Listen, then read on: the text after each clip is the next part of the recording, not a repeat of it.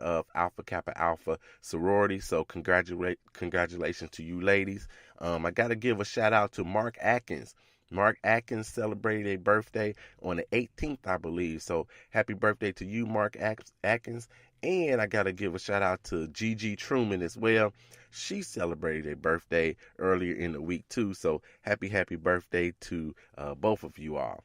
All right, let me jump into the question of the day right quick. So you know that the question of the day is brought to you by Cute as a Cupcake. Cute as a Cupcake is located at 2008 West 81st in Maryville, Indiana. It's where the cupcakes are more than just cute. They're delicious. And trust me, they are so delicious and would be a great, great Christmas present. Something for you to bring along when you're going around to your friends and your aunts and your uncles' houses and whatnot. Make sure you get by Cute as a Cupcake. Again, 2008 West 81st in Maryville, Indiana. So, the question of the day actually comes from Brett. And I think Brent said he was from New Mexico, so we're going to go with that. So Brent asked about statute of limitations when it comes to your collections. So he says, how does the statute of limitations work for collection agencies? I have a 3-year-old debt, but a new agency appeared this year for a debt. Is the statute of limits based on the last time I paid, or is it reset because of the new year?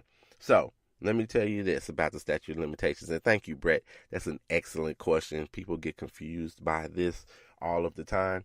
So if you want to have a question on the 800 Credit Score Man show as well, you can contact me. Send me your questions at 800creditscoreman@gmail.com, or you can even text them to me, 312-600-5855. You can do that as well. So when it comes to your collections and the statute of limitations, the statute of limitations he's referring to is how long can it be on your credit report. So if you get a collection on your credit report, it's on there for 7 years. It's actually 7 years from the first date of delinquency.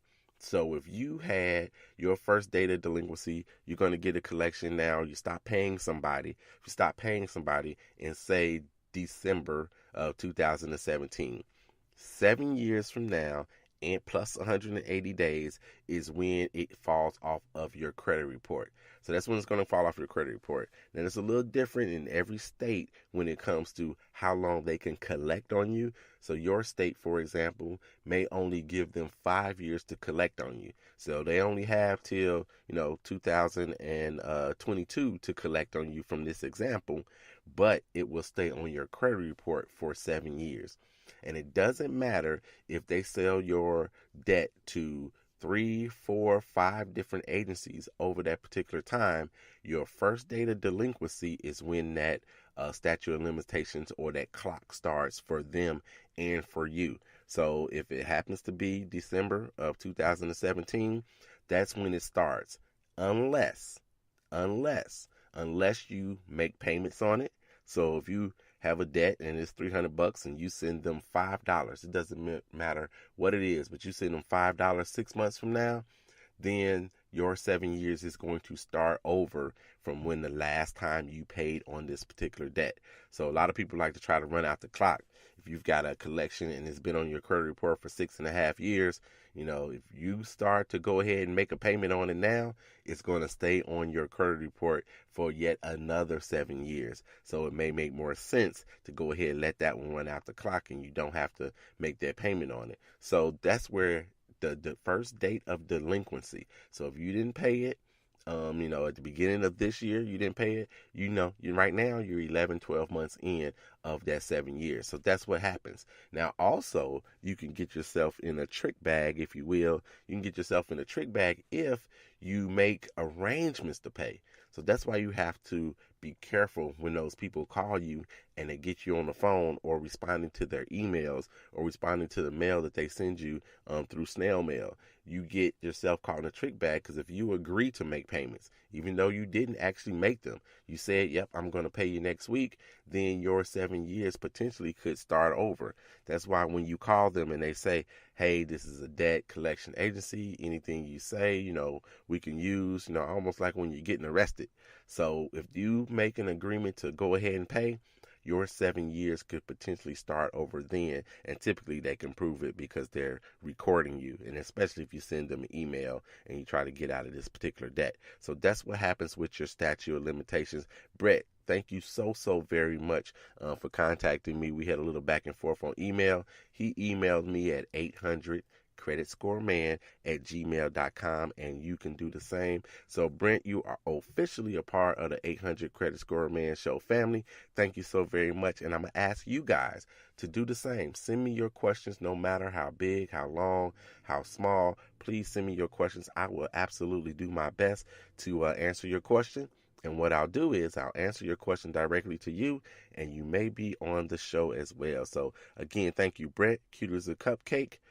Cupcakery and Bake Shop, where the cupcakes are more than just cute, they're delicious. Get by there and tell them that the 800 Credit Score Man sent you at 2008 West 81st in Maryville, Indiana.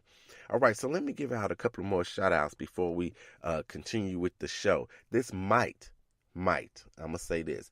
I already said I was going to take off next week, and this was going to be the last show for the week, but I don't know. I think I still got some more things I want to give you guys and talk to you about. So I might have a show next week. Please tune in. If you follow me on Facebook or Twitter or Instagram or Tumblr or wherever, just be on the lookout. There might be a show next week as well. So I'm going to give this shout out. I got to give a shout out to Lewis King. Lewis King celebrated a birthday as well. So happy birthday to you, Uncle Lewis, because that's my uncle, y'all. So happy birthday, Uncle Lewis. I got to give a shout out to these two people, Tino and Brandon Bradley. This is a father-son duo. Both of their birthdays are on Christmas Eve. So yes, their birthdays are tomorrow, father-son duo. Happy birthday to you, Tino. Happy birthday to you, Brandon, as well.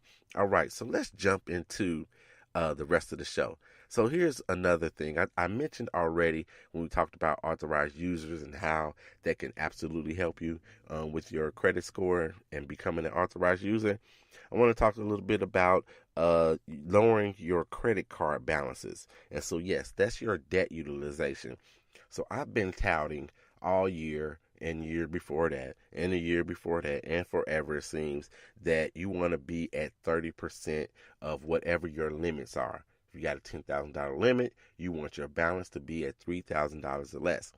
But that's the maximum. Let me make this clear to you. That's the maximum that you want to be to start reaping the benefits of getting a higher credit score. So, of course, the lower you go, the better it is. So 10% would be even better. 10% would be even better. You got that $10,000 limit, and if you can only hold a balance of $1,000, that'll be absolutely wonderful for your credit score. Your credit score fluctuates all the time. Sometimes it fluctuates because whatever the balance is that you have and that you're holding. So let me give you a little bit of full disclosure. So Christmas is my favorite holiday. It's my favorite holiday. It's also my mom's favorite holiday. So I've been doing a lot of Christmas shopping, and I mean a lot of Christmas shopping. So my debt utilization actually bumped up over 30% to like 33% or something like that. And my credit score dropped about 7 points. If I was looking at Credit Karma, it dropped about 7 points. 7 points. So check this out. So I was able to go ahead and pay some of that down. So now my debt utilization is at 25. Not only did I pay some of it down, and this is another way to help you with your debt utilization. Not only did I pay some of it down, also one of my credit cards actually increased my credit limit as well. So the combination of me paying it down as well as an increase in my credit limit, now my debt utilization is down from that 33% to 25%. And my score jumped actually 28 points. So it jumped 28 points from me getting under that 30%, even though it raised only 7 points when I went over that 30%. So now you can kind of see how that works for you. You can the lower you go, the better it's going to be for you. So I had no idea that, just dropping it down just that 5% would give me a 22%, a 28 point jump, but that's what it actually did. So It's something that I can't calculate, and most of you guys can't calculate it either. But the credit bureaus do a pretty good job of monitoring those things, and that's what happened with me. So it goes to show you, if you do reduce your debt, it's not only good for your pocketbook, it's also good for your credit score as well. So I'll take the 28 point bump all day. Thank you very much. I appreciate it, TransUnion, Equifax, and Experian. I definitely appreciate it. So if you want to get your credit score to go up, you need to also look at your debt utilization with your credit cards. And this is important too. A lot of people think, well, it has to deal with my house, or it has to deal with my personal loans or my student loans and whatnot.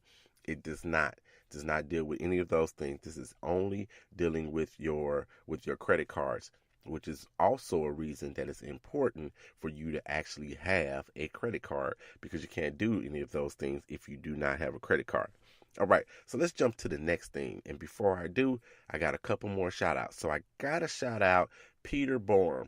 Peter Borm is also a Christmas baby, probably one of my oldest friends. We used to be next door neighbors. And so Pete celebrates a birthday on Christmas Day as well. So happy birthday to you, Pete. And also at Anthony Boulware. Anthony Boulware is a Christmas baby, and he celebrates a birthday as well on Christmas Day. So all these Christmas babies, I had to make sure I got them all in for today's show. Okay, so the last thing I'm going to give you today, this is the absolute last thing I'm going to give you today, I think. So the last thing is this: establishing credit. So some of you guys do not have credit at all, or you have very limited credit. So when it comes to your length of history, it's very short. Maybe you only got a length of history that's 2 years old or whatnot.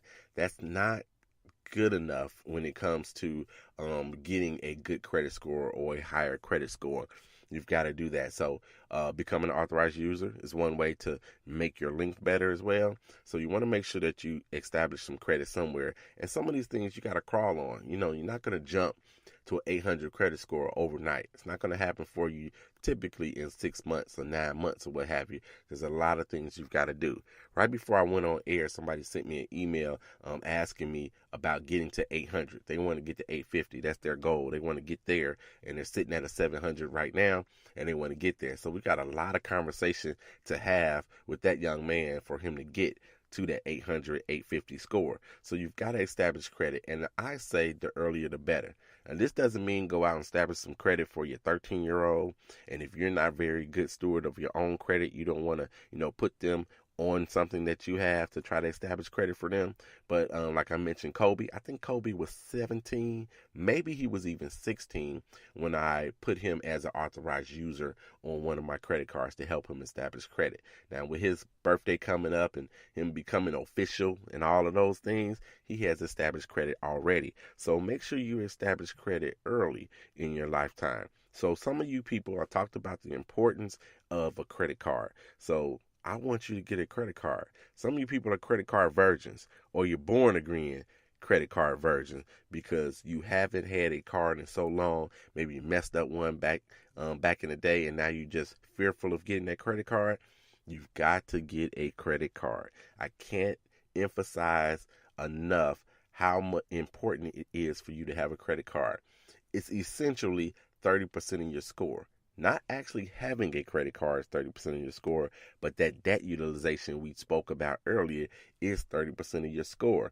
So if you do not have a credit card, there's no debt utilization for them to calculate. So you're essentially missing out on 30% of what your score could potentially be if you don't have a credit card. So I'm going to suggest you go get a credit card. If you're new and you're establishing credit, or you have a very low credit score, you may have to get a secured card. So a secured card is where you send some company $500. Again, I always use the example of Walmart. This is not you walking in and picking up one of those cards from Walmart and loading $500 on it. You've got to go to a place that'll give you a secured card. You must have a bank account to get a secured card. But you go, you get your secured card, you put $500 down. Maybe they'll make your actual credit limit $750 or what have you, but then you'll have a credit card to use, and then on a monthly basis, once you charge something on it, you'll make your payment. So, I'm thinking, a card with $500, and say you charge 300, which is going